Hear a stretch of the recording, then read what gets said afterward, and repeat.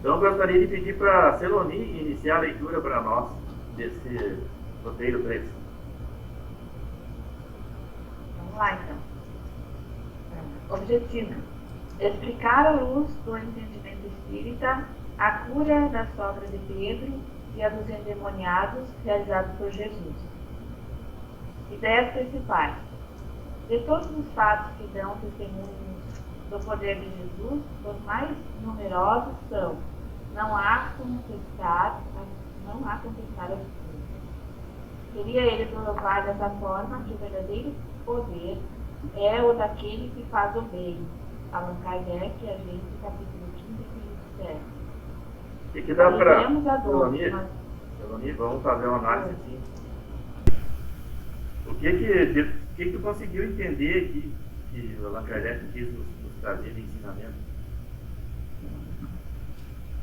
Que não tem o que contestar sobre as pesquisas dele, dos estudos dele, que Jesus curava. Jesus curava e não tem o que contestar, não tem o que prova o contrário. Sim. E o que Jesus queria mostrar para nós, assim, o que potencializa? Como o poder é daquele que faz o bem, né? Isso. Fazendo o bem, ele poderá ajudar e curar também. É o que está escrito aqui. Então, o Espírito que faz o bem, que trilha o caminho do amor e da caridade, ele acaba desenvolvendo essa capacidade de poder curar a mazela dos seus irmãos mais necessitados. Jesus queria provar, porque ele era um espírito, né, que já trilhou o caminho do bem há muito tempo, né, no espírito. Nessa parte aí ele estava deixando como exemplo para a humanidade. Vamos adiante, senhor amigo. Aliviemos a dor, mas não nos esqueçamos de que o sofrimento é a criação do próprio homem, ajudando-o a esclarecer-se para a vida mais alta. Irmão X, Contos de Apólogos, capítulo 6. Quem foi o irmão X, Wilson? Você lembra? Não lembro. O nome dele eu não estou lembrado, mas ele foi Acho que foi um médico que depois deu problema com as psicografias, que a família queria os direitos autorais e mudou para irmão X. Um médico brasileiro, se não me engano. Tu sabe que existem dois irmãos X? Um deles é Humberto de Campos, né? Pois é, eu imaginava que fosse esse, não é esse? Esse que você falou. E o outro é um espírita que fundou o Centro Espíritas, foi presidente da Federação do Rio de Janeiro. Só que ele não conseguiu, assim, a autoiluminação como deveria, né? Daí, ao desencarnar, ele viu que a hora dele estava meio fosca, não brilhava tanto como outras pessoas. E apareceu uma senhora para ele, né? E ele perguntou: como é que essa irmã aí tem tanto brilho na alma? O que ela fez na Terra? Daí eles disseram: ela foi professora de educação infantil. Desenvolveu toda aquela luz interior. Ela fazia com tanto amor e carinho que ela desenvolveu. Aí ele nos trouxe essa mensagem aqui, né? Ele era muito focado nisso, em esclarecer os espíritas que acreditaram, para não se enganarem. Era necessário também esse desenvolvimento da autoiluminação. Daí ele trouxe essa mensagem para não esqueçamos de que o sofrimento é criação do próprio homem, ajudando-o a esclarecer-se para a vida mais alta. Então existe o chamamento pelo amor, a evolução pelo amor, e a evolução pela dor também acontece, que é a professora dor. E aqui ele faz uma observação. Ele diz assim que o sofrimento é a criação do próprio homem, ajudando, na verdade, assim, aliviemos a dor, Mas não esqueçamos de que o sofrimento é a criação do próprio homem, ajudando a esclarecer para a vida mais alta. Quer dizer, nós devemos ajudar o homem a se esclarecer para a vida mais alta, para que ele entenda que esse sofrimento ele mesmo gera e que ele pode evitar esse sofrimento. Com certeza. Vamos adiante então. Segue na leitura, Selomita. Ninguém reuniu sobre a terra tão elevadas expressões de recursos desconhecidos quanto Jesus. Ao doente bastava tocar-lhe as vestiduras para que se curasse de sua enfermidade dolorosa. Suas mãos devolviam o movimento aos paralíticos, a visão aos cegos, Havendo cumprido a lei sublime do amor, no serviço do Pai, entregou-se à sua vontade em se tratando dos interesses de si mesmo. Emmanuel, Caminho, Verdade e Vida, capítulo 70. Alguém aí está lembrado de uma cura de Jesus que foi realizada pelo simples toque? A mulher hemorroíça, acho que esse é o termo. Ela tocou nas vestes de Jesus e ficou curada. E, nesse texto aqui, César, é interessante dizer assim: havendo cumprido a lei sublime do amor no serviço do Pai, entregou-se à sua vontade. Vontade de quem? A vontade de Deus, né? Em se tratando dos interesses de si mesmo. O que quer dizer em se tratando dos interesses de si mesmo? Jesus não se voltou para os seus interesses pessoais. Ele cuidava mais de atender os interesses de Deus. Tanto que ele poderia ter fugido, ele tinha ciência que iriam matá-lo, mas ele se entregou à tarefa de trazer o seu evangelho para a humanidade e exemplificar até o fim. Isso que é interessante. Até inclusive, né, naquele momento em que ele pediu a Deus, se fosse possível, que ele não bebesse aquele cálice, né? No final ele disse assim, que seja feita a vontade do Pai. Então, a vontade do Pai sobrepujava sobre a própria vontade dele. Seloni, naquele caso ali que o Wilson falou, que a mulher que sofria de fluxo de sangue foi curada por um toque. Tu lembra desse caso? Eu lembro, a gente já deu uma estudada aqui nesse grupo mesmo, né? Eu peguei uma parte ali.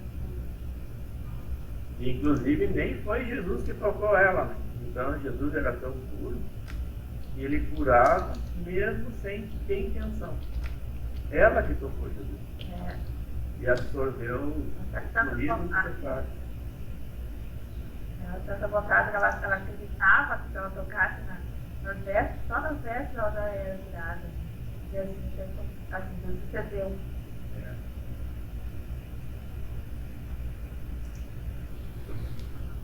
Então tá bom. Então vamos adiante agora no texto evangélico. Pode continuar a leitura, Silvana.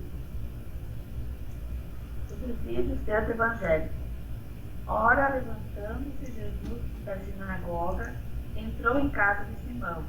E a sogra de Simão estava enferma com muita febre, e rogaram-lhe por ela. E inclinando-se para ela, repreendeu a febre, e esta a deixou. E ela, levantando-se logo, servia-os. Está em Lucas 4, 38 a 39. Pode ler o outro aqui do Mateus. E chegando tarde, trouxeram-lhe muitos endemoniados, e ele, com sua palavra, expulsou deles espíritos e curou todos os que estavam enfermos. Mateus 8, 16. Esses textos aqui trazem algo interessante, né? O primeiro fala que Jesus repreendeu a febre. Como é que nós podemos entender isso, Claudilane? Repreendeu a febre.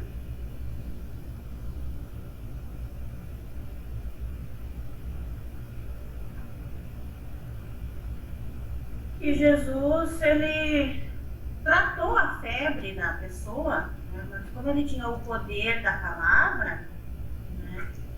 Então ele usou o poder da palavra para poder efetuar essa cura.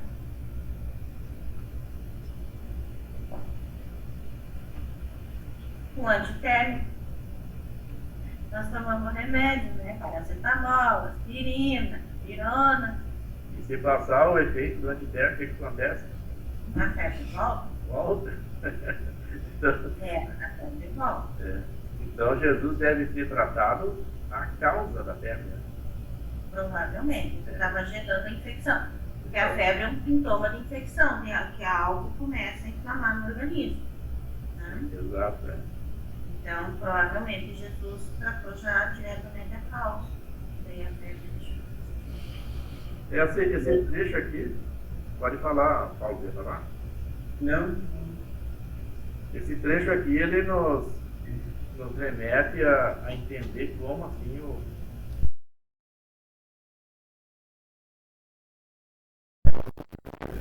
antiga também. E o outro texto ainda traz informações mais interessantes. Viu-se porque seriam endemoniados. Endemoniados são as pessoas obsidiadas, tomadas por espíritos obsessores.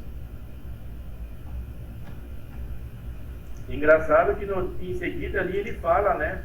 E com sua palavra expulsou deles os espíritos e curou todos os que estavam enfermos. Então, no primeiro termo ele usou o termo endemoniado. E no segundo ele usou o termo espírito. Quem será? É que na verdade, endemoniado, o problema aqui são as traduções e as versões. Que endemoniado vem de daimon, ele estava cheio de daimon. Daimon é espíritos. Então a pessoa estava cheia de espíritos. E em que língua é que o daimon representa espírito? Eu não tenho certeza, mas imagino que seja o latim. O latim e também o grego, né? As duas. Tem o mesmo significado. O daimon do Sócrates era isso, se referia a espírito ou gênero. E os evangelhos foram escritos em que língua, você lembra? O evangélico foi escrito em hebraico. As pessoas dizem que era aramaico, mas na verdade foi, segundo os estudiosos que eu tenho lido e assistido os vídeos que fazem, foi em hebraico e depois traduzido para o grego. O que se encontra hoje são as obras traduzidas para o grego. E no caso do Marcos, ele escreveu o evangelho lá em Roma, a pedido de Pedro. E segundo os estudiosos foi o primeiro evangelho completo, né? Que língua ele utilizou? Aí não sei lhe dizer, mas acho que ele deve ter usado o grego. Ele usou o grego direto, né? É uma confusão de evangelho que eu vou te contar. Então, os textos de Levi, né? Aquelas anotações de Levi, eu entendo, né? Que ele não utilizou o grego ali, ele utilizou o hebraico mesmo. Porque era para os próprios judeus, né? Lei de estudar, os homens do caminho. E ele escrevia assim, no momento em que Jesus terminava a pregação, ele escrevia o texto. Então ele não iria usar uma língua que poderia ser de difícil entendimento para os homens do caminho. E já o de Marcos, sim, o de Marcos ele foi escrito em grego. Mas isso 50 anos depois da crucificação. Então, passou um tempo.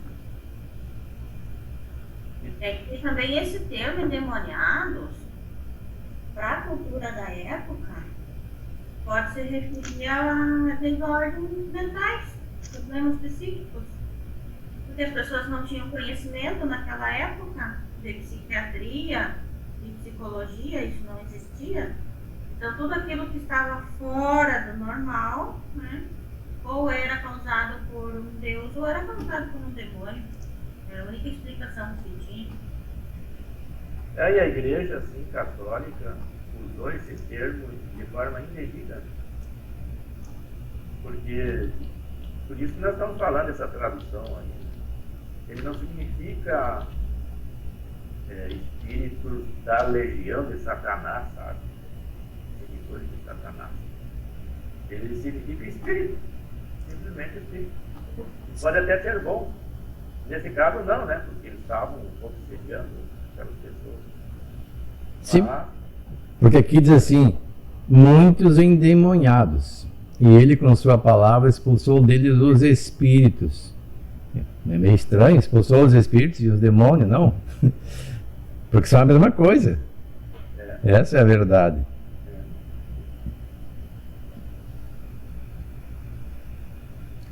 E o Espiritismo ele usa um método no processo de desobsessão, que é a terapia pelo amor, né? Será que Jesus usava esse mesmo método pelo amor? Porque aqui diz que ele expulsou o Espírito. O que dá para entender? Eu acredito que sim, que ele orientava esses espíritos e como a moral que ele tinha, os espíritos acabavam se afastando também, porque Jesus, pela pregação dele, ele jamais ia fazer um tipo de trabalho assim de condenar os espíritos. Ele ia fazer pelo amor, senão ele estava se autocontradizendo nos seus ensinamentos. Exato, né? Então, como nós procuramos, né, realizar esse processo de desobsessão pelo amor, direcionando amor, inclusive, ao espírito obsessor. Jesus não estaria diferente, obviamente, né? Que ele é o exemplo. E assim, nem todo espírito, né, que provoca sofrimento, ele é totalmente do mal. Às vezes, o espírito que tenta nos ajudar, pelo simples fato de ele não estar totalmente equilibrado, ele acaba nos causando desconforto, nos prejudicando.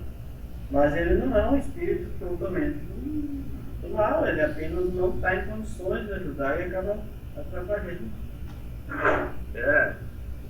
E muitos vêm até pedir socorro, né, para nós e acabam nos prejudicando. Então, é uma ação, né, que nos traz prejuízo, né? Mas a intenção muitas vezes não é do espírito, não. Exatamente. A intenção às vezes é pedir socorro, às vezes até tentar nos ajudar mesmo. Vamos adiante, Ciceronia, segue no texto, por favor. Os dois textos evangélicos fazem referências a dois tipos de enfermidades que usualmente atingem o ser humano: as de natureza orgânica e as psíquicas, obsessivas e mentais. Todas as doenças são provações que, para suportá-las com coragem, é importante estarmos informados a respeito de suas causas. De duas espécies são as vicissitudes da vida, ou, se preferirem, promanam de duas fontes bem diferentes, que importa distinguir. Umas têm sua causa na vida presente, outras fora desta vida, remontando-se à origem dos males terrestres. Reconhecer-se-á que muitos são consequência natural do caráter e do proceder dos que os suportam. Mas, se há males nessa vida cuja causa primária é o homem, outros há também aos quais, pelo menos na aparência, ele é completamente estranho e que parecem atingi-lo como por fatalidade. Todavia, por virtude do axioma segundo o qual todo efeito tem uma causa, tais misérias são efeitos que hão de ter uma causa, e desde que se admita um Deus justo, essa causa também há de ser justa. Ora, ao efeito precedente, sempre a causa, se essa não se encontra na vida atual, há de ser anterior a esta vida, isto é, há de estar numa existência precedente. explicação mais além. Continuando? O que deu para entender, Celone, dessa questão, quando nós fizemos o Evangelho no Lar, a gente estuda causas atuais das aflições, causas anteriores das aflições.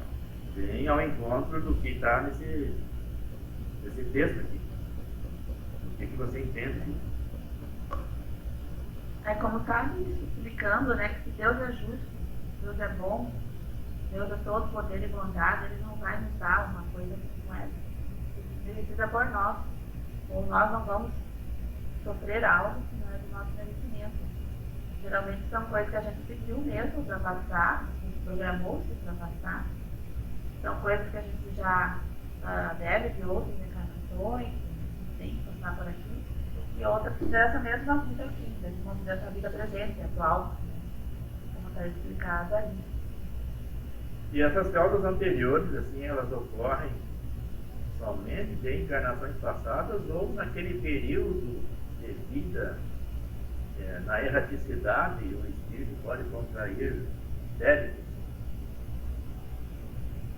Eu acredito que pode em qualquer momento, porque a gente está, a vida, ela continua lá, no plano espiritual e aqui. E tudo que a gente faz tem uma consequência, né? Então depende dos nossos sentimentos, dos nossos ações, das nossas atitudes. Assim como a gente vive aqui no plano terra, na matéria, a gente vive e age também no plano espiritual. Pode se equivocar também. Pode adquirir coisas para passar depois. Exato. Por isso que o Evangelho segundo o Espiritismo ele traz, né, como título, causas atuais das aflições e causas anteriores, né? Não significa que ela precisa ser em encarnações anteriores, ela pode ser também na vivência da erraticidade, né? Então, na vida do espírito ainda não encarnou ainda. Ele pode adquirir débitos que precisa haver a compensação depois. Isso aí costuma acontecer, ou é muito difícil? O quê? O espírito adquirir débitos na erraticidade. Esses espíritos que Jesus expulsou, por exemplo, estavam causando perturbações graves em uma pessoa. Diz que endemoniados, não era um caso, era mais de um caso. E eles, nessas atitudes, eles procuram se vingar de pessoas que eles entendem que merecem ser punidas, porque não confiam em Deus e não perdoaram por alguma ação do passado. São pessoas que hoje estão encarnadas, isso acontece bastante. Um exemplo, né? Não me referindo àquele caso, mas hoje acontece, e o caso deve ser semelhante ao que acontecia na época. Então alguém encarna e recebe um corpo orgânico, físico, no qual vai atuar, mas não deixa de ter um vínculo com adversários de outras encarnações e que não os perdoaram, ou até mesmo no plano espiritual, onde as pessoas podem também uma prejudicar a outra. E daí aquele que está no plano espiritual, como não é visto, ele tem maior facilidade, achando uma brecha moral em quem está encarnado, de obsidiar essa pessoa, interferindo no seu modo de pensar. É obsessão simples, até chegar depois à fascinação, fazendo com que a pessoa acredite em coisas absurdas, que só ela enxerga a verdade, mais ninguém, e não acredita que os outros estejam com a razão, fazendo a pessoa se afastar. É um segundo passo que depois leva à subjugação, em que o espírito praticamente toma posse da sua vítima e a perturba de tal forma que faz ela fazer coisas absurdas, mesmo que nesse momento ela tenha consciência dos seus atos não acertados, ela não consegue se libertar sozinha. Então é um espírito que está no plano espiritual, obviamente, não está em nenhuma encarnação e está errando. E ele vai ter que responder por isso. Ele pode, numa futura encarnação, sofrer algo semelhante ou de outra ordem, porque não precisa a pessoa passar pela mesma experiência que fez o outro passar, porque senão seria uma roda, um processo sem fim, né? Tipo uma roda, que uma hora um lado está como vítima e o outro algoz, e depois inverte os polos. Não é esse o objetivo de Deus, o objetivo é educativo. Então essas causas que nós precisamos entender, elas estão em algum lugar. O Evangelho segundo o Espiritismo nos fala em causas atuais e causas anteriores. Nas causas atuais é o nosso proceder agora, nesta encarnação. Quem fizer uma análise, e o próprio Evangelho diz isso, que a maior parte dos nossos problemas, dos nossos sofrimentos agora, são decorrentes de equívocos desta encarnação. E quando nós não encontramos a causa do nosso proceder atual, estará numa outra. Ou, como nós estamos estudando aqui, alguma atitude equivocada no plano espiritual. E o que isso importa para nós? É que a única coisa que importa para nós em saber a origem, e mesmo que não saibamos, nós podemos ter uma ideia pelo que estamos passando, porque o efeito é semelhante à causa, não pode ser diferente. Então nós temos que ver o que precisamos nos modificarmos para evitar que isso permaneça. E durante esse estudo aqui a gente vai ver como fazer para evitar isso e se libertar até se estiver passando por um processo desses. Certa vez eu estava assistindo um filme e era aquele filme de obsessão grave, né? E o padre realizava um exorcismo. E apareceu uma cena ali depois, né? Que era uma mulher que estava sofrendo aquela obsessão. Ela se encontrou com um espírito de luz. E esse espírito de luz estava na forma de Maria Santíssima. Aí trouxe a seguinte orientação para ela. Ela poderia escolher a cura ou permanecer doente por mais tempo, para que a humanidade viesse com aquele fenômeno a se interessar mais, a estudar mais a existência do mundo espiritual, né? E dessa ligação que existe do mundo espiritual com o mundo corpóreo. E aquela mulher, ela escolheu permanecer por mais tempo, né? Com aquele processo obsessivo, obsessão grave, a possessão, para poder ser estudado no caso dela, né? Até pela própria igreja. Então ela precisava passar por aquilo, por aquela expiação. Mas ela quis tornar aquela expiação útil para a humanidade. Daí ela aceitou o conselho, a opinião daquele espírito de luz, né, que apareceu para ela com a forma de Maria. Bem interessante aquele filme, né? Eu gostei. Né? Não lembro o nome? Eu não lembro, viu? Ele trata desse tema, né? De exorcismo.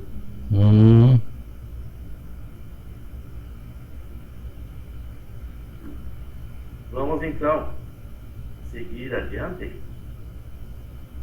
Interpretação do texto evangélico. Gostaria de pedir para Claudia Laine continuar a leitura.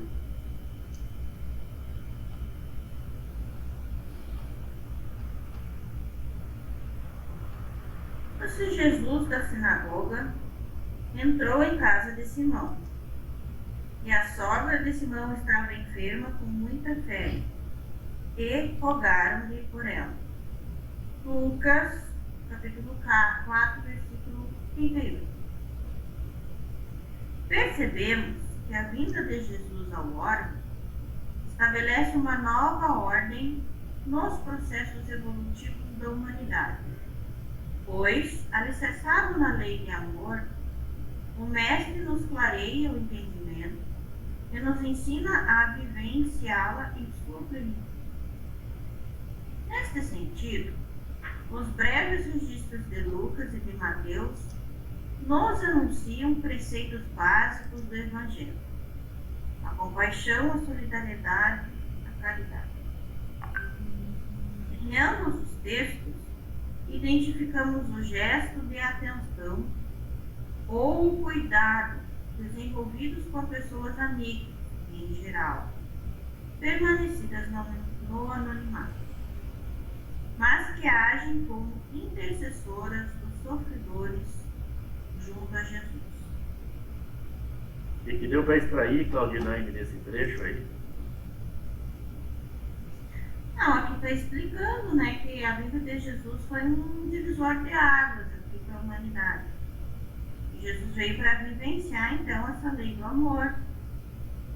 E que nesses pequenos trechos aqui que foram citados, já aparece essa lei do amor sendo exercida pelas pessoas que estavam próximas a Jesus. E a maioria dessas pessoas ficou no anonimato, né? Não se sabe nome nem nada, só ficou o registro então dessas ações, como dessas pessoas que levavam, carregaram o cego, que a gente falou na parábola anterior, né? na questão anterior. E agora, de novo, pessoas que apareceram aqui pedindo a Jesus pela saúde da sogra de Simão. Aqui no outro trecho que trouxeram-lhe endemoniados, mas não conta quem trouxe, sabe? Que eles foram trazidos, levados até Jesus por outrem. Né? Então existem essas terceiras pessoas que estavam exercitando essa lei do amor que Jesus estava exercitando. De certa maneira, então, já começou na humanidade daquela época, né, essa modificação do comportamento a partir dos ensinamentos do Cristo e da vivência do Cristo. E anterior à vinda de Jesus, então, existia uma outra ordem, né, no processo evolutivo da humanidade, que era inferior àquele que Jesus veio estabelecer. E junto de Jesus veio uma legião de espíritos, né, que encarnaram junto dele para que toda essa transformação se concretizasse, iniciasse o processo de concretização. Alguns espíritos até em ordem elevada, como foi o caso da Maria, né, mãe de Jesus. José possuía uma elevação espiritual bem alta. O João Batista, né, que foi o precursor, abriu o caminho para Jesus. Também um espírito muito elevado. E outros milhares de trabalhadores, né, que fizeram esse trabalho no anonimato, como a gente pode observar. Na maioria das curas que Jesus realizou, havia colaboradores, né, anônimos fazendo o trabalho. O que a gente pode observar e pelas próprias explicações que a doutrina nos traz, até a vinda de Cristo, né, existia muito essa questão da lei mosaica. Nos judeus, existia muito a questão da lei mosaica, que era uma lei bem rígida. Né? E nos outros povos, né, os outros povos eles seguiam também uma jurisdição feita pela humanidade da época, mas esses conceitos de humanidade ainda estavam muito a desejar, porque ainda havia escravidão, havia servidão, né? O papel da mulher também não estava bem definido, então existia muitas classes sociais, muita separação. E tudo relacionado a essa cultura de cada povo. Que nessa cultura não estava incluída essa questão do amor ao próximo. Não, da maneira como Cristo veio trazer. A figura da mulher é interessante, né? Era quase nula naquela sociedade. Se vocês observarem as parábolas que nós estamos citando, raramente aparece uma mulher recebendo Jesus ou qualquer pessoa, né, de fora da vida. Esse era o papel do homem. O homem recebia, o homem conduzia o visitante até a sala e a mulher ela se colocava sempre na cozinha, né, na outra peça da casa. Então, era uma cultura que precisava mesmo mudar. Jesus veio com essa grande tarefa, né, de iniciar esse processo de mudança. Aquele encontro que Jesus teve com a samaritana no poço de Jacó, aquilo foi um escândalo para os apóstolos, né, e para aquela sociedade. Ora, onde é que você viu um judeu falar com uma mulher sozinho? Ele solteiro, né, falar com uma mulher sozinho no poço, e sendo que ela era samaritana ainda, né? Os apóstolos ficaram escandalizados com aquilo, né? Mas Jesus ele era superior, muito superior às regras, às normas da sociedade. E aquele local ali era um local onde iniciava-se um namoro entre os costumes daquele tempo, né? O Jacó, ele teve duas esposas, a Lia e a Raquel. E as duas esposas iniciou a conversação no poço, né? Ele pedindo para ela oferecer água. Então veja o significado de Jesus pedir para aquela mulher oferecer água para ele. Não num namoro assim, né? Num namoro entre almas. Jesus estava ali dando início a esse processo. Terezinha Isolã, o que você entendeu com aquela parte ali que Jesus... Eu estava escutando e eu estava lendo. Pode falar.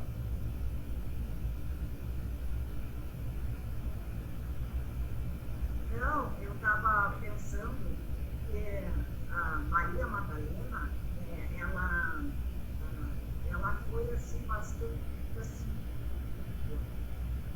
né? Porque eles não aceitavam, além de ser a mulher, né? E ainda tinha outros atenuantes, né? Então, mas ela, sim, eu vejo Maria Madalena, talvez eu seja errada, porque eu não conheço bem profundamente, mas ela começou uma, digamos assim, uma mudança, né? Uma mudança nos costumes da época, né? Visto que a mulher não estudava, a mulher não estudou, né? O pai dela perguntando a rejeição para ela fazer parte do grupo, né? Dos discípulos. Exato, né? Wilson, você viu a série da Maria Madalena? Qual é a tua opinião aí? Ela realmente foi uma revolucionária cultural? Para começar, segundo a série, e eu acho que tem bastante fundamento, ela não foi uma prostituta no sentido que nós entendemos de ser uma prostituta. Ela até exerceu a prostituição, mas, segundo a série, volto a frisar, por obrigação, aliás, por ser forçada, não por obrigação, por ser forçada pelo marido, que na série aparece o marido dela matando o pai dela para ficar de posse dos bens, e depois ela acaba, se não me engano, fugindo, e ele a persegue, prende e a coloca num prostíbulo, inclusive, abusando dela periodicamente. E ela mais tarde se liberta, ela foge daquele prostíbulo, e já descrente da própria vida por tanto sofrimento, né? E daí ela encontra Jesus e passa a ser uma seguidora de Jesus. Inclusive, segundo algumas informações, ela financiou bastante o movimento que Jesus e os apóstolos faziam na época de disseminação das novas ideias de uma forma econômica, porque mais tarde ela ficou de posse dos bens que era dela por direito de herança, né? Então, na verdade, segundo a série, ela não foi uma mulher pervertida no sentido que todo mundo entende, por vontade própria. Ela exerceu, volto a dizer, a prostituição forçada, porque foi vendida para um prostíbulo. Além disso, né, ela era uma mulher culta, raramente as pessoas sabiam ler e escrever. E imagina uma mulher. Né? E ela ensinou muitos dos apóstolos de Jesus a escrever. E foi importantíssimo para eles escreverem seus evangelhos depois. Até alguns resistiam em aprender a escrever com ela, né? Pelo preconceito. Eles ficavam chocados, porque como é que Jesus dava tanta atenção a uma mulher, e ainda mais uma mulher que sabia mais do que eles em termos de cultura. Era uma mulher fora do seu tempo. Ela veio para revolucionar mesmo. Exato. Mas a pergunta que eu ia fazer para a Terezinha era a respeito daquele trecho em que Jesus, está escrito ali que Jesus expulsou os espíritos, né? Eu pergunto, expulsou para onde? Qual é a ideia que possamos ter?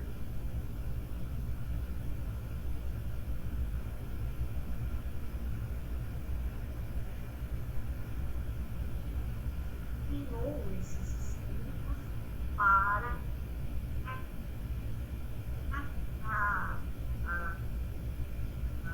ser na minha opinião, seria isso.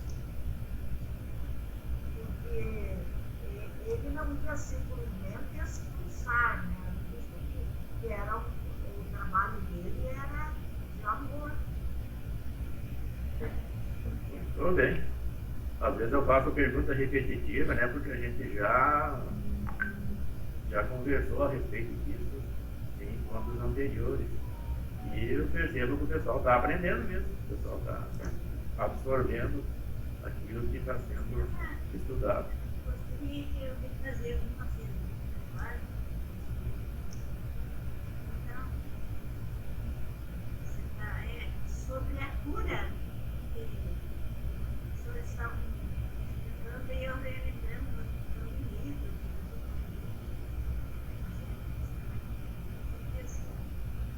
a cura da paralítico. Ele parava na também ele não deve crer, eu não lembrava de quem. E ali ele pedia esmola. Ele pedia esmola. João, Pedro, uma aquela escada. E a cruzar naquela porta. A Bíblia, né? A porta formosa. Daí eles pediu esmola, outra coisa que assim, e eles disseram que nós não temos ouro, nem prata, não temos esmola material para te dar, mas nós temos o poder de te dar mais e daí ele ele aceitou. Aí Jesus só disse: então levanta e anda. João, levanta e anda em nome de Jesus. Naquela hora ele ficou curado que era paralítico. E daí ele saiu caminhando para trabalhar, para treinar. Ele precisava.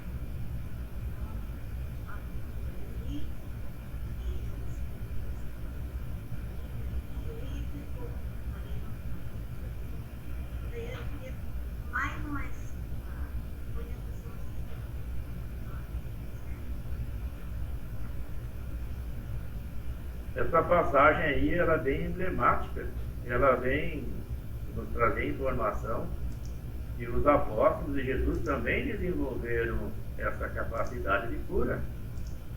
Como o texto falou ali, né, aqueles que trilharem o caminho do bem, o caminho do amor, poderão desenvolver essa capacidade. E ali estava Pedro e João, e eles conseguiram desenvolver essa capacidade.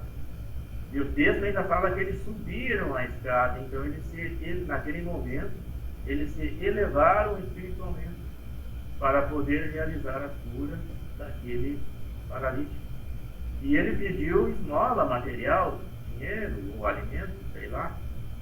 E eles ofereceram algo bem melhor para eles, que é o alimento espiritual, né? A cura e o alimento espiritual, que é o Evangelho de Jesus, através do Evangelho de Jesus. E aquele homem se curou. O texto não fala só da cura, da paralisia física, também da paralisia espiritual que ele se encontrava, através do Evangelho, que foi pregado, que foi ministrado por Pedro e por João. Então tem um significado bem profundo esse texto aí, que a senhora relatou para nós.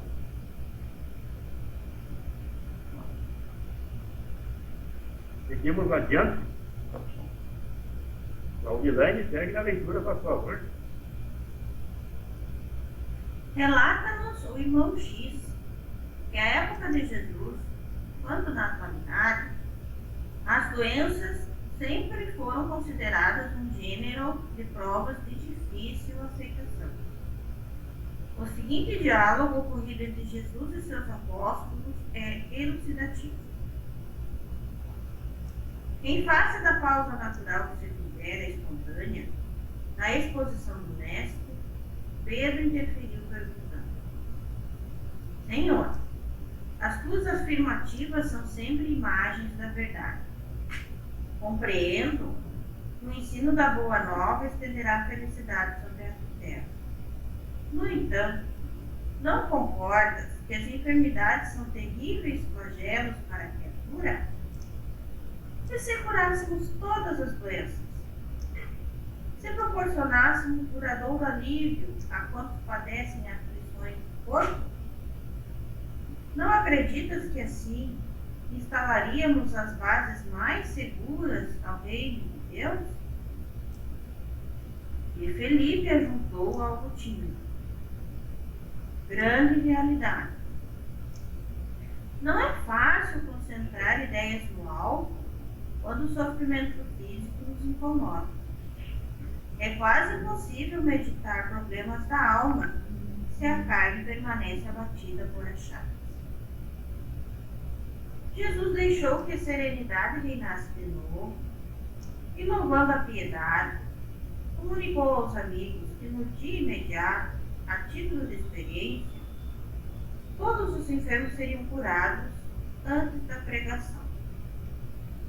Com efeito, no outro dia, desde manhãzinha, o médico celeste, portado pelos apóstolos, pôs suas milagrosas mãos sobre os doentes de todos os nativos. No curso de algumas horas, foram libertados mais de 100 prisioneiros da sarna, do cancro, do reumatismo, da paralisia, da cegueira, da obsessão. O mestre, em breves instantes, falaria com respeito à beleza da eternidade e à glória do infinito. Demonstraria o amor e a sabedoria do Pai. Os alegres beneficiados, contudo, se afastaram céleres, entre frases apressadas de agradecimento e desculpa.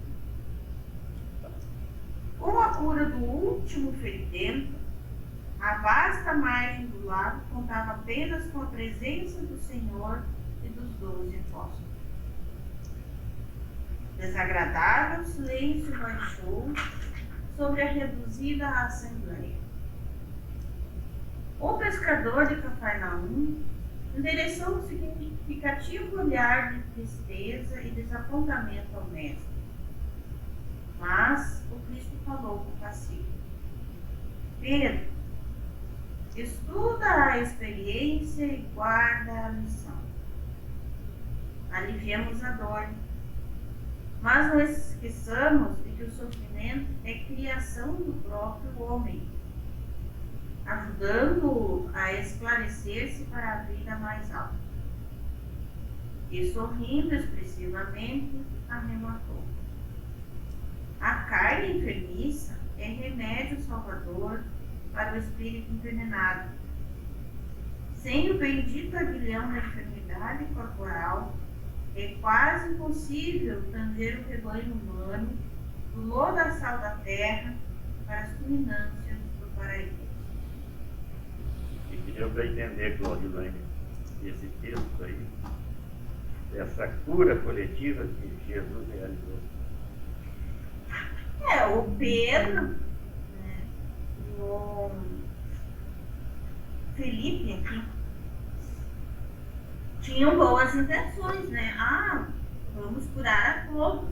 Porque quando você está sofrendo do corpo, fica difícil, né, se concentrar nas questões da alma. Tudo bem, então Jesus fez, a título de experiência, essa cura coletiva. E ficou como lição para os apóstolos que todos aqueles que foram curados foram embora depois, nenhum ficou para ouvir as palavras do Cristo e para elevar a própria alma. E estavam mais envolvidos com os afazeres do mundo e o seu próprio egoísmo, suas próprias questões. Então Cristo aqui explica para eles que o sofrimento que existe porque foi criação da própria humanidade. E esse sofrimento está aqui como uma maneira da humanidade aprender, um método de ensino. Porque se ele não tivesse aqui, a humanidade cada vez mais vai se direcionar para coisas mundanas, coisas menos nobres, por isso que ele fala em lodaçal, se afunda cada vez mais nesse lodaçal, né, das questões do materialismo, e não se preocupa com a própria alma, e não se preocupa com as questões mais elevadas. Tu concorda, visto que a maioria das pessoas perdem o foco quando encarnam na Terra do verdadeiro objetivo da encarnação? Todos nós, ao reencarnarmos, todos nós não digo, mas a maioria de nós que temos já uma compreensão mínima da vida, ao desencarnarmos fazemos uma análise e daí nos propomos a retornar, pedindo aos benfeitores espirituais uma oportunidade de reparar os erros e fazer melhor. Mais uma vez na carne, graças ao esquecimento do passado, e eu digo graças porque é uma bênção, porque se nós nos lembrássemos dos projetos, também lembraríamos das dificuldades, das pessoas com quem fizemos alguma coisa errada e que nos deve ou que devemos a elas, e a vida social seria muito difícil e o desenvolvimento desse projeto quase que impossível. Então a gente esquece, mas ao mesmo tempo em que esquece, nós também esquecemos dos projetos. E nós podemos fazer uma análise de quais são os nossos projetos. Os nossos projetos são revelados pela nossa inclinação, que seria assim, como é que se diz quando uma pessoa exerce uma profissão vocacional? Isso, as nossas vocações. Quais são as nossas vocações? Atendendo à vocação, nós estaremos atendendo ao nosso projeto. Mas quase sempre, embora haja vocação, tem interesses materiais que a sufocam. E daí nós nos perdemos. E quanto a esse texto, acredito que tenha respondido à pergunta, que Jesus fez uma experiência para mostrar aos seus apóstolos o resultado de um procedimento assim. Hoje nós vemos um apelo muito grande para que sejam curadas as mazelas físicas das pessoas, suas doenças de qualquer ordem, ou psíquica, no caso das obsessões. E uma casa qualquer, espírita, ou evangélica, ou católica, que desenvolva um trabalho de cura nesse sentido, vai estar sempre cheia. Mas não sempre das mesmas pessoas. Vai haver um grande rodízio. Chegam os doentes, são curados e se vão. Raros ficam. Alguns ficam, não vamos dizer todos. Mas raros ficam. E Jesus demonstrou isso. Curou todos. E o pessoal agradeceu rapidamente e sumiu. Não ficou para ouvir a sua palavra. Porque a pregação de Jesus é no sentido que nós devemos mudar o nosso mundo íntimo, o nosso agir, os nossos sentimentos, que são as causas das nossas doenças físicas e mesmo as doenças psíquicas. E mudando, a gente vai criar disposição para a saúde plena, que é a saúde física e espiritual. E isso as pessoas não captam. Então, o movimento espírita, ele, quando é bem organizado, faz as duas coisas, mas não foca na saúde física, foca sim na saúde espiritual. Eventualmente algumas pessoas se curam, mas não é esse o objetivo principal, se curam fisicamente, né? O objetivo principal é a cura espiritual, de onde vem a saúde. Porque um espírito são não pode ter um corpo doente. Quando nós temos um corpo doente é porque ainda trazemos em nós mazelas que precisam ser curadas. Então a gente pode fazer uma análise. Qual é a minha dificuldade maior? Então o que eu tenho que mudar? A vida nos ensina. As nossas enfermidades, ao mesmo tempo em que drenam as energias que estão no nosso perispírito, nos ensinam onde que nós precisamos mudar. Nos dão uma pista. E ainda voltando para a pergunta, nós frequentemente falhamos nos nossos projetos. Aliás, quase todos nós falhamos. Raros são aqueles que completam a reencarnação com todo o seu projeto concluído. Então falta essa compreensão da humanidade, né, que a encarnação tem como objetivo principal o espírito. Então, além da obtenção da cura física, o mais importante é curar as mazelas do espírito. As mazelas morais, né, que nós trazemos de períodos de vidas passadas.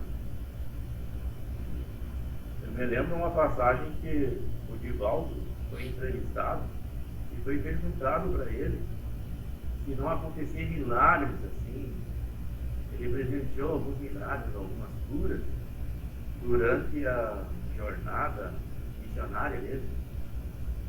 E ele assim respondeu, até aquela pessoa não era espírita, ele respondeu que aconteceu muitas vezes, mas ele não dava ênfase, muita ênfase, justamente por causa desse texto aqui que a Claudinaine leu para nós.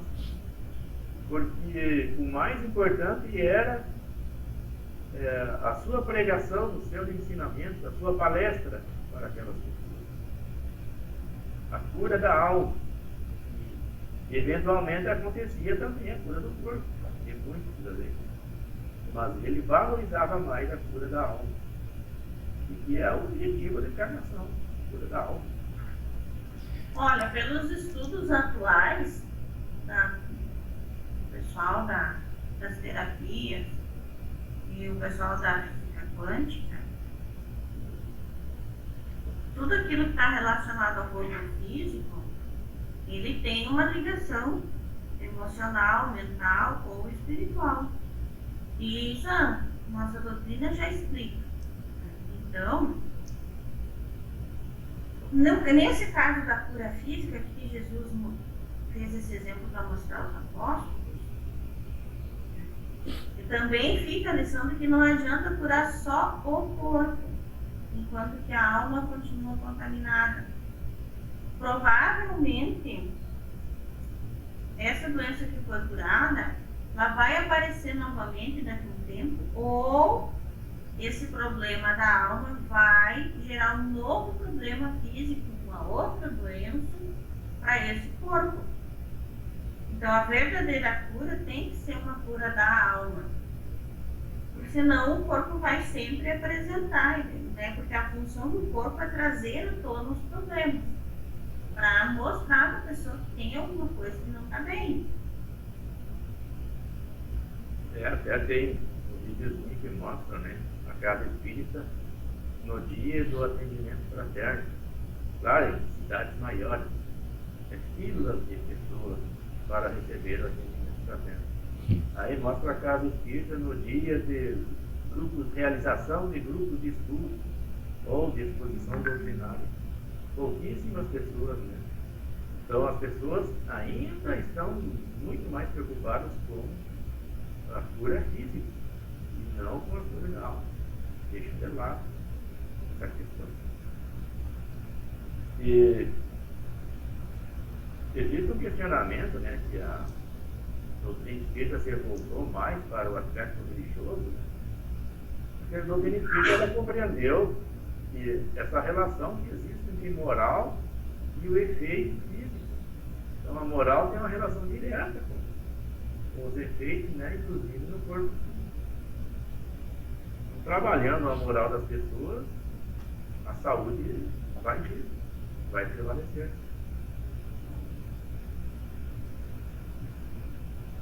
Vamos adiante então. Paulo, segue na leitura, a faço favor. Vê-se, pois, que os gestos de solidariedade, assim como o permanente amparo de Jesus, não nos libera do trabalho de melhoria espiritual que nos é próprio, encontrando na prática do bem a prevenção de doenças. Identificamos em vários grupos espíritas abnegados companheiros que, em trabalho conjunto com benfeitores espirituais, se dedicam ao alívio das enfermidades dos irmãos encarnados, seja pela aplicação do pulso magnético, seja das manipulações de fluidos salutares. Esse tipo de atividade, porém, não produz a cura verdadeira, uma vez que nem mesmo Jesus prometeu curar, prometeu apenas aliviar. Ora, aliviar não é curar. A cura completa depende do próprio paciente, do seu progresso moral e espiritual. É o próprio Senhor que afirma: vinde a mim, todos os que estáis cansados e oprimidos, e eu os aliviarei. Mateus 11, 28. Deu para entender, Paulo, esse trecho aí? É basicamente o que eu tinha comentado, a colocação de vocês, se encaixa quase que perfeito aqui. Isso acontece também na casa espírita, né? O trabalho que é feito, o alívio, mas a cura, nem Jesus prometeu, né? Apenas a aliviava. E reforça aqui que nós mesmos temos que procurar essa melhora nossa. Automaticamente a cura virá junto. Nós mudamos o nosso comportamento, deixamos de fazer coisas que no momento a gente está praticando errado e provocando algum desconforto no nosso corpo.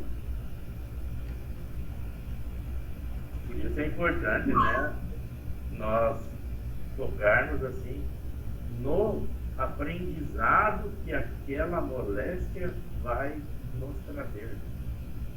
Caso contrário, não ocorreu a cura da alma ainda. A cura da alma ainda só acontece com o crescimento espiritual.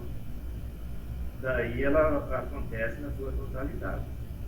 E nós podemos observar várias recomendações de Jesus, né, após realizar esse processo de alívio, né, que está escrito como cura. Ele recomenda: vá e não peques mais, para a pessoa não retornar a errar, porque ela precisa evoluir para se libertar daquele jugo. Aquele jugo fatalmente irá produzir novas sequelas se a pessoa não evoluir, não crescer, né, como espírito. Enquanto nós não trabalhar a nossa reforma íntima na totalidade, o sofrimento ainda será um remédio curador. Deus nos ama tanto, né? Mas o último recurso é a dor, né? Infelizmente, né? É a lei de Deus. Daí se faz necessário quando nós estamos reticentes, né, em não evoluir, em permanecer no erro, aí vem a dor para nos recolocar no caminho do bem, do crescimento, da evolução. Então, Por isso que é importante nós buscarmos a evolução, buscarmos a ilustração da alma, a ilustração do sentimento, para que isso ocorra uma verdadeira cura perene, permanente da nossa alma. Vamos adiante, ler mais um pedaço, Paulo. A frase, ora, levanta-se, Jesus da sinagoga, indica que o ato de levantar-se reflete uma disposição íntima para o trabalho de quem está disposto a servir. A sinagoga representa, no judaísmo, não só um local de observância religiosa, mas também uma instituição comunal. Com ela, a natureza do culto oficial apresenta características especiais, tendo a prece, a leitura, o estudo da Torá substituído o sacrifício como maneira de servir a Deus. Simboliza também o centro de cogitações espirituais, lugar apropriado à abordagem dos assuntos que tangem os terrenos da vida em termos de imortalidade, abrindo caminho para a apropriação de conhecimento para as relações do bem. Significa dizer que todo trabalho de auxílio para ser bem sucedido deve ter como referência padrões espirituais elevados. Muito bem. Wilson, tu está lembrado desta obra, Torá? Torá é o livro sagrado dos judeus. Seria a Bíblia deles. E nós podemos encontrar algo parecido na nossa literatura? O Antigo Testamento da Bíblia, baseado na Torá. São tirados de lá os livros que eu contém. E se nós pegarmos os primeiros 5 livros da Bíblia, escritos por Moisés, o que eles representam? O Pentateuco? Pentateuco? É a própria Torá. Aquilo ali é a própria Torá, né? O Pentateuco, Gênesis, Êxodo, Levítico, Deuteronômio e Números. Esses livros são a própria Torá. Então, quando se fala em Torá, é aqueles livros ali, em que se desenvolveu toda a literatura do judaísmo. Aí eles foram complementando com outras obras, né, os profetas, aí juntaram o livro dos profetas e outras obras também, que é os escritos, né, que é narrativas históricas do povo hebreu. Juntaram e formaram o Tanakh. O Tanakh é uma Bíblia judaica, e venceu o nosso Velho Testamento. Então, o nosso Velho Testamento é o mesmo Tanakh, com alguma diferença, né? São os livros que foram tirados, colocados. Mas eles não pararam por aí. Eles têm as escolas talmúdicas, assim como a doutrina espírita, né? Tem centenas, milhares de obras complementares, eles também têm. E também tem uma obra muito famosa que é a Cabala. A Cabala foi escrita por grandes mestres, né? E é estudada também, somente nessas escolas. Viu, César? Eu posso compartilhar com vocês o material que pesquisei sobre as sinagogas, que o nosso material aqui fala sobre as sinagogas, né? Aqui diz: a sinagoga representa o judaísmo não só um local de observância religiosa, mas também uma instituição comunal. Com ela, a natureza do culto oficial representa características especiais, tendo a prece, a leitura. Deixa eu compartilhar com vocês aqui, porque senão vocês não vão ver, né? Está aqui. Esse material vocês têm, mas o próximo vocês não têm, né? Simboliza também o centro das cogitações espirituais, lugar apropriado à abordagem dos assuntos que tangem os terrenos da vida em termos de imortalidade, abrindo caminhos para a apropriação de conhecimentos ou para a realização do bem. Aí eu estive pesquisando na internet e encontrei uma página que é Morachá. É um centro de estudos judaicos, acredito eu. Aqui tem uma data, 25 Sivan, deve ser 5.731, deve ser o calendário deles. É o ano deles lá, 5.781. Eles estão nessa data aí agora. E esse ali é o nosso calendário, ó. Esse é o nosso. 5 de junho de 2021. E aqui tem umas observações interessantes, ó. Beit HaKnesset, expressão que em hebraico significa literalmente casa de assembleia. A palavra sinagoga vem do termo grego para assembleia ou congregação, sinagogue. Depois prossegue, dando alguns saltos aqui. Aqui ele está falando sobre os templos que tinha lá, né? As sinagogas continuaram a existir e ser construídas, mesmo após a volta dos judeus para Jerusalém, né? Daí ele coloca, com a sua destruição em 70, aqui eu pesquisei o que é esse AEC. Eu achava que era antes da era cristã, mas também tem outro significado, antes da era comum, né? Então estão usando aqui a era comum, que é a era que todo mundo usa, inclusive eles. Então, com a sua destruição em 70, antes da era comum, ou era cristã, a instituição sinagoga se tornou primordial para a sobrevivência do judaísmo.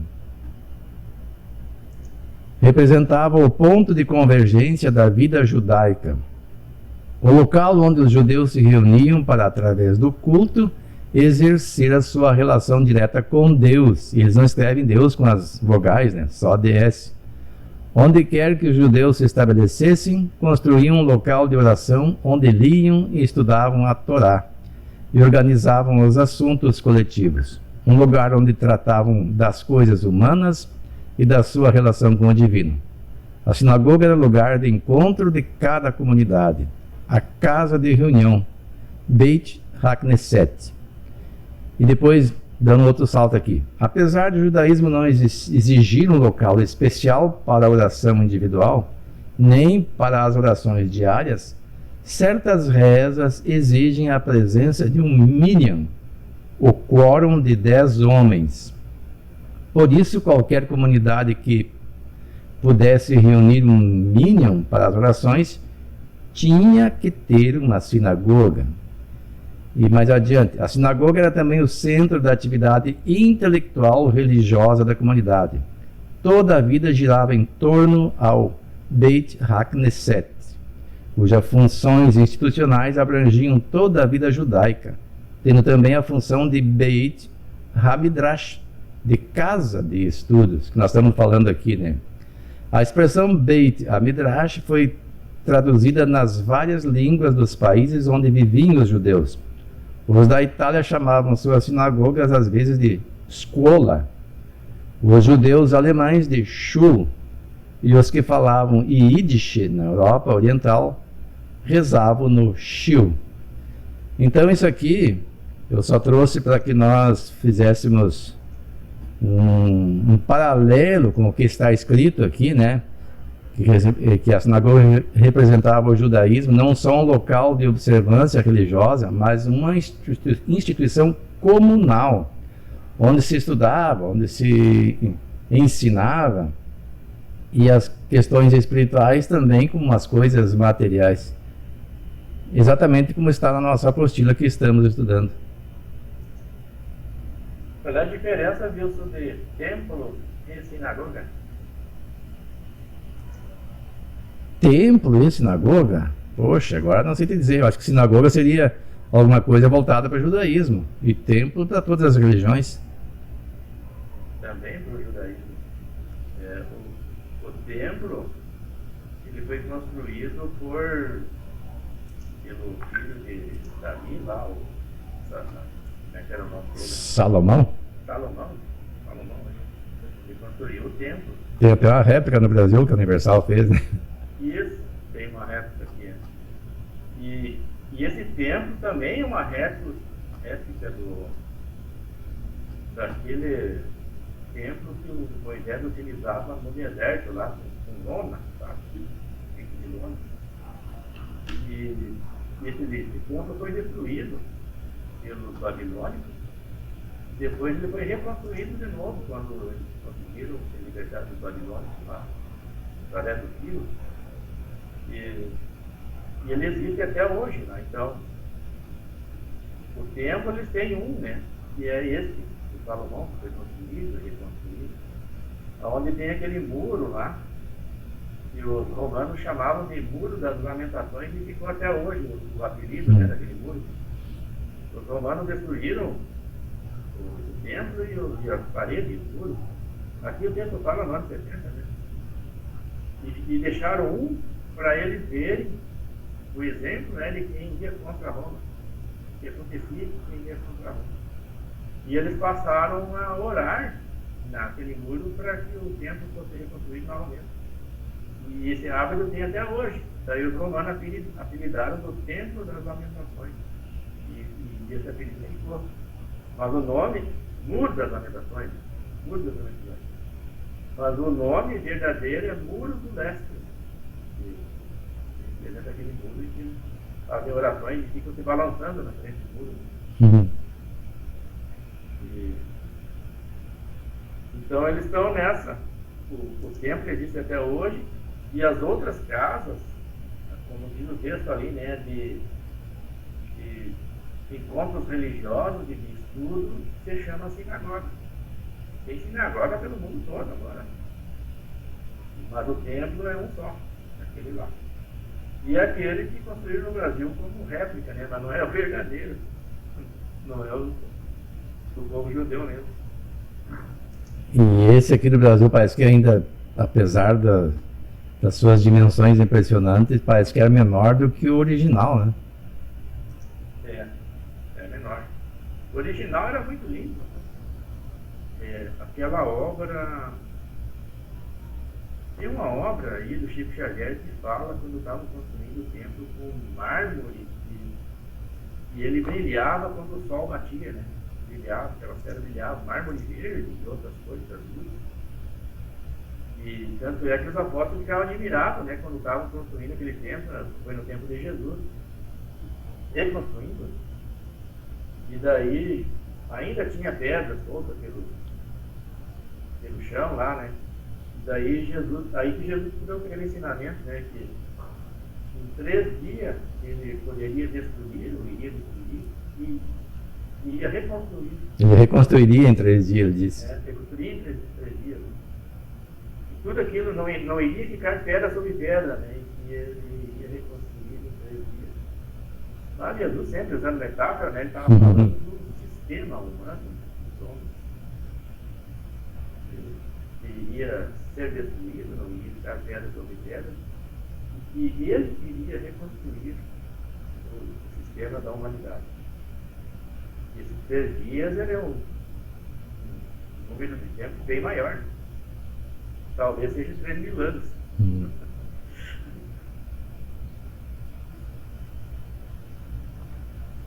Vamos adiante. Leia mais um trechinho, Paulo.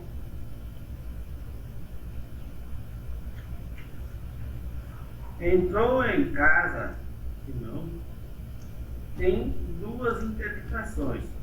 A literal, no sentido de local da habitação de Pedro e dos seus familiares, e a não literal, que extrapola a letra, relacionada à casa mental do apóstolo, isto é, ao campo de suas influências e vibrações espirituais. Nesse sentido, podemos afirmar que Jesus e os demais benfeitores utilizavam as boas disposições dos que com eles estão sintonizados para socorrer os necessitados. Este texto, agora de Simão, estava enferma com muita febre. Rogaram-lhe por ela, demonstra que a doença era de natureza orgânica. com muita febre. Talvez uma infecção passageira, mas que mereceu a atenção de pessoas vigilantes, mantidas em anonimato no texto, mas que souberam agir, rogando a intercessão do coração magnânimo de Jesus. E este é a atitude dos amigos leais que, em nome do Senhor, estão sempre prestando serviço aos que sofrem. As doenças fazem parte das provas e das vicissitudes da vida terrena. São inerentes à grosseira da nossa natureza material e à inferioridade do mundo que habitamos. As paixões, os excessos de toda ordem semeiam em nós germes malsãos, às vezes hereditários. No mundo mais adiantado, física ou moralmente, o organismo humano mais depurado e menos material não está sujeito às mesmas enfermidades e o corpo não é minado fundamente pelo corrosivo das paixões.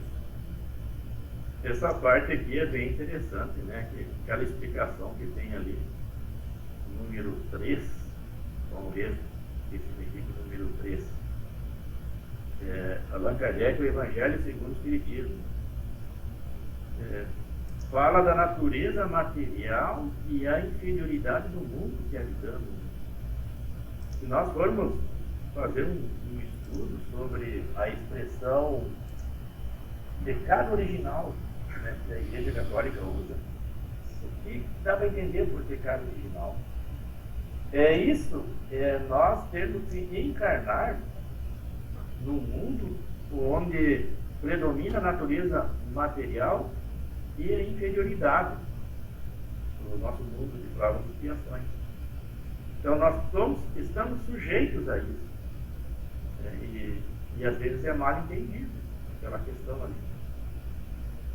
Se nós formos entender, analisar a fundo, significa o homem reencarnando num mundo ainda imperfeito. E, obviamente, os nossos organismos também são imperfeitos. Carece de uma evolução maior. Chegará o dia em que nós estaremos acima disso, né? Daí tudo vai se transformar. E também nós podemos observar aqui que as nossas imperfeições morais é que possibilitam que certos agentes, né, psíquicos, inclusive físicos, possam nos prejudicar, né? E é o caso desse vírus aí que está cometendo a humanidade. Esse vírus ele navega num padrão vibracional baixo. Então, devido ao nosso nível evolutivo, né, ele encontra campo propício para agir. Mas se nós conseguirmos evoluir e elevar nosso padrão vibracional, ele não vai ter campo mais para agir, como o Divaldo nos orientou, né, no livro que ele escreveu, que chegará o dia em que nós iremos vencer o vírus quando nós elevarmos a nossa moral, o nosso padrão vibracional. Sabe que quando começou a pandemia, eu assisti uma live uma terapeuta, e daí ela usou como referência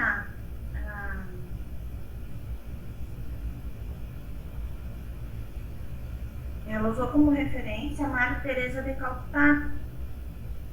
E ela falou assim que ela fez um estudo sobre a vida de Madre Teresa.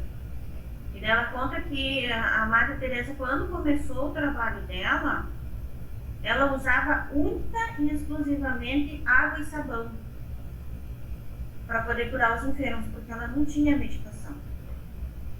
Mas ela começou esse trabalho já pela própria higiene dos locais onde os enfermos ficavam e tudo mais.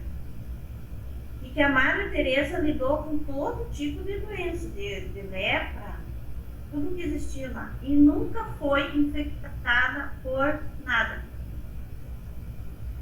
Por quê? Porque a Madre Teresa possuía, né, uma vibração, ela possuía sentimentos, então o interior da Madre Teresa Calcutá era algo assim excepcional, tanto que a imunidade física dela atingiu um altíssimo grau. Ela podia fazer esse trabalho, né, com os leprosos e os doentes, porque com a mão ela limpava e agia e fazia, acontecia, e ela nunca foi infectada. Então é o que faz referência aqui no nosso estudo hoje, né? Que essa questão da cura de todos esses processos do corpo físico, né, passa obrigatoriamente pela nossa elevação espiritual. Por isso que o Paulo faz referência no livro também. E essa questão do vírus e outras questões todas, né, serão resolvidas quando a humanidade evoluir. Então é um período que a gente precisa de muita oração. Exato. Nós temos que aproveitar essa oportunidade, né, para evoluir mesmo. Algo que está sendo conseguido. É uma forma de agir, né, do Pai com muito amor. E a gente fica pensando como o Pai, com muito amor, age dessa forma. É que a situação era para ser bem mais grave, bem mais drástica, bem mais profunda. E Deus, através de Jesus, né, amenizou tudo através desse trabalho que está sendo realizado, essa ação de cura da alma através de enfermidades físicas, né, coletivas. Chegamos no nosso horário, pessoal, já é 5h34 no meu. Quero agradecer a participação de todos e que todos possamos continuar perseverantes em nossos estudos. Já vamos fechar 2 anos, né, realizando os estudos online. E é o que tem para nós, né? Então, chegamos firmes, e é uma experiência que vai ficar com nós assim por muito tempo, né, na nossa memória. Gostaria de pedir para o Wilson fazer a peça de encerramento e agradecimento.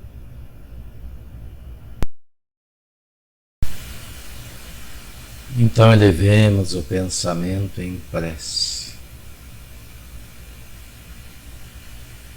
sentindo em nós as energias salutares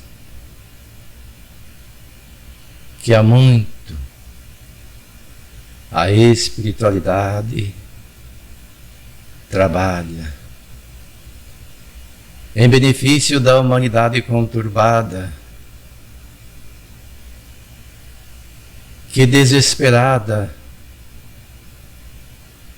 quase sem fé, desacreditando na providência divina, esquecendo de Jesus, se debate em discussões fúteis, sem se dar em conta que Jesus, o Mestre amado, que dirige o nosso planeta, nos socorre em nossas lutas, desde quando fomos destinados a reencarnar nesse planeta de provas e expiações. E nos prometeu que não deixaria nenhuma de suas ovelhas perdidas, e que prepara, com as equipes celestes, o socorro de que necessitamos. E para tanto, só precisamos mudar o nosso padrão vibracional, utilizando-nos das preces, das reflexões, da meditação, procurando fugir do balbúrdio das disputas insanas que observamos ao derredor. Desenvolver em nós o amor imparcial, auxiliando todos aqueles que procuram socorrer os necessitados na medida do possível, com os recursos que temos, morais ou físicos, não fugindo das obrigações que nos competem serem cumpridas, confiando sempre na proteção de Deus, que não abandona nenhum de seus filhos. A quem nesse momento agradecemos, como também a Jesus e toda a equipe de luz que dirigem os trabalhos nobres, espirituais e físicos na Terra, por esses momentos de aprendizado que nos são oportunizados, por todos aqueles que trabalham pelo bem da humanidade, pelos cientistas que desenvolvem mecanismos para debelar as doenças e facilitar as comunicações, por todas as pessoas de boa vontade. Assim, Senhor, em Teu nome e em nome de Jesus, encerramos mais um encontro de estudos. Que assim seja. Então, até o próximo encontro. Até o próximo sábado. Graças a Deus. Na semana próxima. Tchau. Pessoal.